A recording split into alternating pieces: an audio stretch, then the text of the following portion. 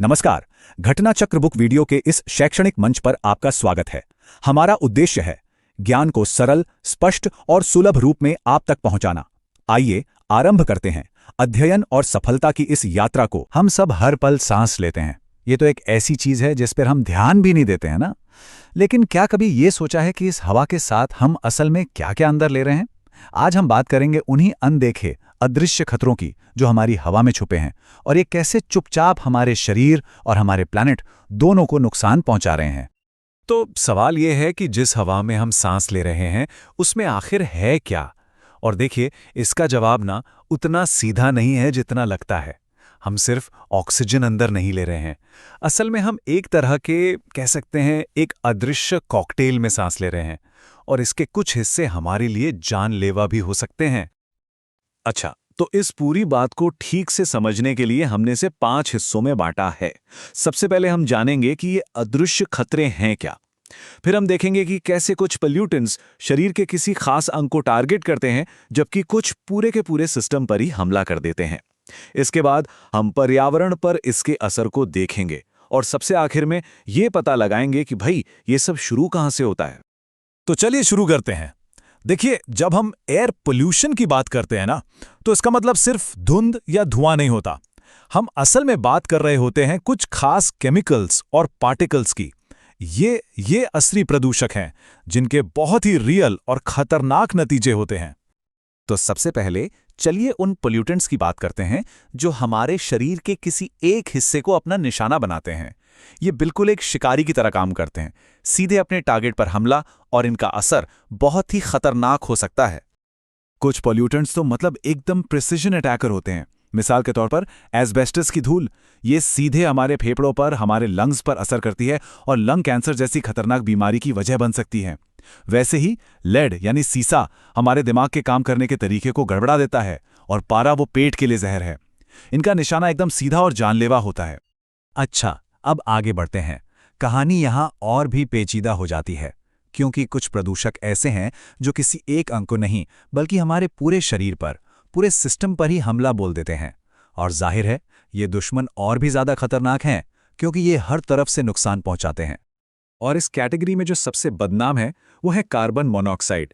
इसे एक silent killer भी कहा जाता है और इसके बारे में जानना बहुत जरूरी है, क्योंकि ये एक साथ कई तरीकों से हमला करता है। देखिए, कार्बन मोनोऑक्साइड एक साथ कई जगहों पर अटैक करता है। एक तरफ तो ये हमारे दिल, लिवर और किडनी जैसे जरूरी अंगों को डैमेज करता है, पर इसका जो सबसे खतरनाक काम है वो हमारे खून के साथ होता है।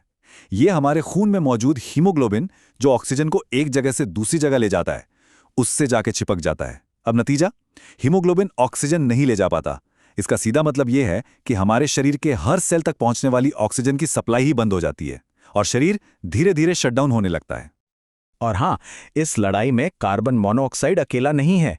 नाइट्रोजन ऑक्साइड्स हैं जो कैंसर जैसी बीमारियों की वजह बन सकते हैं। हवा में जो धूल के बहुत ही छोटे कण होते हैं वो हमारे फेफड़ों में घुस जाते हैं और सांस से जुड़ी गंभीर बीमारियां पैदा करते हैं। और लेड, जैसा कि हमने बात की, वो सिर्फ दिमाग पर ही नहीं बल्कि हमारे पूरे के पूरे नर्वस सिस्टम पर हमला करता है।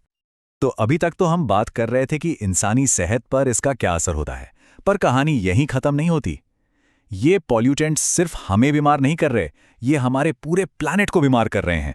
तो चलिए अब जरा बड़े पिक्चर को देखते हैं कि इसका नतीजा क्या हो रहा है। यहां आप देखिए कि कैसे कुछ खास केमिकल्स पूरे ग्रह के लिए तबाही का सामान है।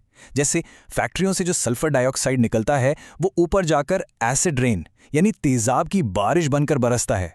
सोचिए, ये बारिश इमारतों और जंगलों तक को गला देती है। फिर गाड़ियों के धुएं में जो हाइड्रोकार्बन होते हैं वो शहरों पर स्मॉग की एक जहरीली चादर बना देते हैं। और हाँ, क्लोरोफ्लोरोकार्बन्स यानी CFCs जो पुराने फ्रिज और AC में इस्तेमाल होते थे, वो हमारे प्लैनेट के सुरक्षा कवच ओजोन लेयर में ही छेद कर रहे हैं। तो सवाल ये उठता है कि आखिर ये सब खतरनाक चीजें आ कहां से रही हैं। चलिए अब हम इस बातचीत के आखिरी हिस्से में चलते हैं और कुछ बड़े इंडस्ट्रियल और एग्रीकल्चरल सोर्सेस पर नजर डालते हैं, जहां से इन सब खतरों की जड़ें जुड़ी हैं। एक बहुत बड़ा उदाहरण है स्टील इंडस्ट्री। अकेले ये इंडस्ट्री 4 बड़े बड़े प्रदूषक हवा में छोड़ती है: carbon monoxide, sulphur oxide, nitrogen oxide और कार्बन डाइऑक्साइड। मतलब एक ही जगह से इतने सारे अलग अलग खतरे निकल रहे हैं। पर रुकिए, ये सिर्फ हैवी इंडस्ट्रीज की बात नहीं है। एग्रीकल्चर यानी खेती भी इसका एक बहुत बड़ा सोर्स है। खास तौर पर धान के खेतों से मीथेन और नाइट्रस ऑक्साइड जैसी बहुत पावरफुल ग्रीनहाउस गैसेस निकलती हैं। इससे पता चलता है कि ये प्रॉब्लम कितनी बड़ी और फैली हुई है। तो घूम फिरकर हम वापस उसी सवाल पर आ जाते हैं। हमने देखा कि जो दुश्मन दिखता नहीं वो सबसे ज्यादा खतरनाक हो सकता है, चाहे वो हमारे शरीर के अंदर हो या हमारे पर्यावरण में। तो असली सवाल अब ये नहीं है कि हमारी हवा में क्या है, असली सवाल ये है कि ये सब जानने के बाद क्या हम अपनी हवा को साफ करने के लिए, इसे बदलने के लिए तैयार हैं।